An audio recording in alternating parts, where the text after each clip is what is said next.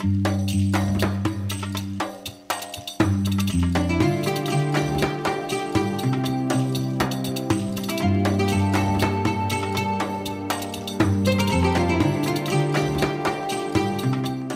కనిపిస్తుంది కదా.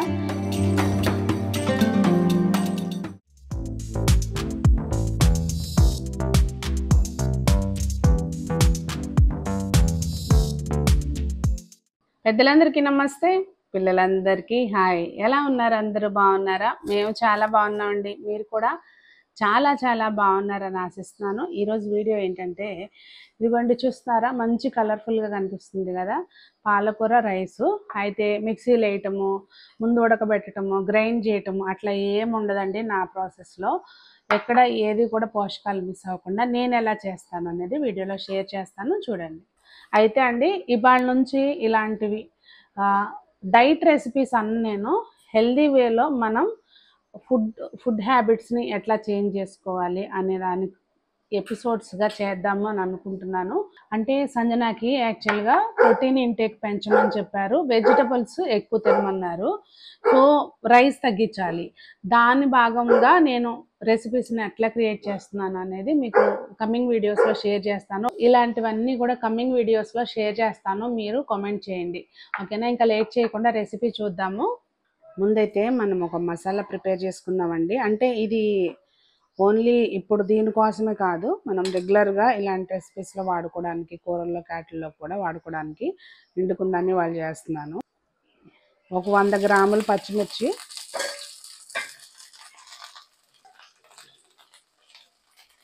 ఒక వెల్లుల్లిపాయి, ఒక 2 ఇంచుల అల్లము శుభ్రంగా కడిగి ముక్కలు కట్ చేసుకొని అల్లము, ఒక స్పూన్ జీలకర్ర, ఒక 2 టేబుల్ స్పూన్లు ధనియాలు. వీటన్నిటిని మంచిగా వేయించుకోవాలండి. ఇవి మొత్తం వేగినాక లాస్ట్లో ఈ కరివేపాకు కూడా వేసుకుని వేయించేసి మనం గ్యాస్ ఆఫ్ చేసుకుని చల్లారినాక గ్రైండ్ చేసుకోవాలి. ఇది మన బేసిక్ మసాలా అనమాట. ఇదిగోండి మన పేస్ట్ అయితే రెడీగా అయిపోయింది. అయితే కొంచెం ఉప్పు వేసుకుని గ్రైండ్ చేసుకోవాలండి. మరీ మెత్తగా ఏం అవసరం లేదు, కొంచెం కచ్చపచ్చగా అట్లా ఉంటుంది, ఇబ్బంది ఏం లేదు. ఇంకా ఇప్పుడు ఏంటంటే మనము ముకుడులోకి కొంచెం, నేనైతే నెయ్యితోనే చేస్తానండి, జస్ట్ కొంచెం ఒక పావు టీ స్పూన్ అనుకోండి, మిగిలింది నెయ్యి. అంటే మొత్తం 1 టేబుల్ స్పూన్ నెయ్యి అనమాట, ఇద్దరి కోసం అది చేసేది. నెయ్యి వేడెక్కినాక కొంచెం జీలకర్ర అండి, జస్ట్ ఊరికే ఫ్లేవర్ కోసం. అలాగే ఒక ఉల్లిపాయ, మీడియం సైజు ఉల్లిపాయ కట్ చేసి వేసుకోవాలి. ఉల్లిపాయ ఆగినవ్వాలి ముందు. ఉల్లిపాయలు కొంచెం వేగినాక జస్ట్ అట్లా ఒక చిటికెడు అండి అంతే, పసుపు ఫ్లేవర్ ఏం రావద్దు, జస్ట్ కొంచెం వేసుకోవాలి. దీనిలోకి ఇప్పుడు మనం గ్రైండ్ చేసి పెట్టుకున్నాం కదా ఆ పేస్ట్ 1 స్పూను.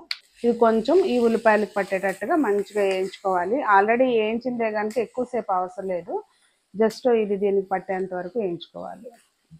చూస్తున్నారు కదండి, ఇది పాలకూర, ఎక్కడ కాడలు లేకుండా మొత్తం ఆకులే కట్ చేసుకోవాలి.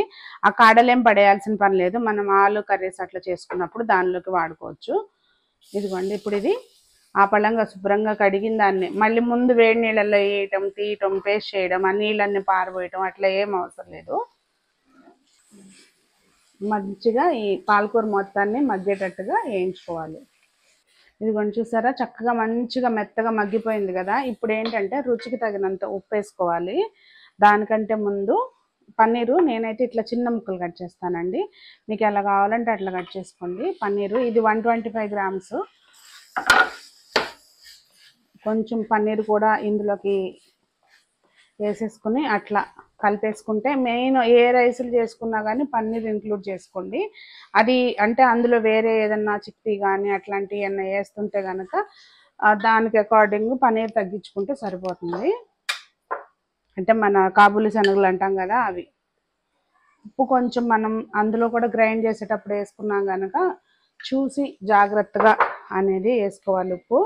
అలాగే కొంచెం కారం, ఇందులో ఒక చిటికెడు కారం కూడా వేసానండి. అంటే పిల్లల కోసం అయితే కనుక అవసరం లేదు, మన పెద్దవాళ్ళకి అయితే కారం మనం ఆ పచ్చిమిర్చి పేస్ట్ సరిపోదు అనమాట. ఒకవేళ మీరు తక్కువ కారం తినే వాళ్ళకైతే సరిపోతుంది అనుకుంటే స్కిప్ చేయండి, ఇంకా అది మీ ఇష్టం. వేరే మసాలాలు, గరం మసాలాలు అట్లా ఏమేనండి నేనైతే. నేను చేసే పద్ధతి చూపిస్తున్నాను. ఇంక ఇప్పుడు దీనిలోకి ఇద్దరు మనుషులకి అని చెప్పాను కదా రైసు, ఒకళ్ళకి అట్లా మనం తినే క్వాంటిటీని బట్టి రైస్ యాడ్ చేసుకోవడం అండి. ఇక మాకైతే ఇంత సరిపోతుంది అంతే. రైస్ చూసారా, అన్నం పోర్షన్ కాదు, మన కూర పోర్షన్ కంటే రైస్ తక్కువ ఉంది. సో ఇప్పుడు ఇదంతా మంచిగా దీనిలో కలిపేసుకొని సర్వ్ చేసుకోవడమేనండి.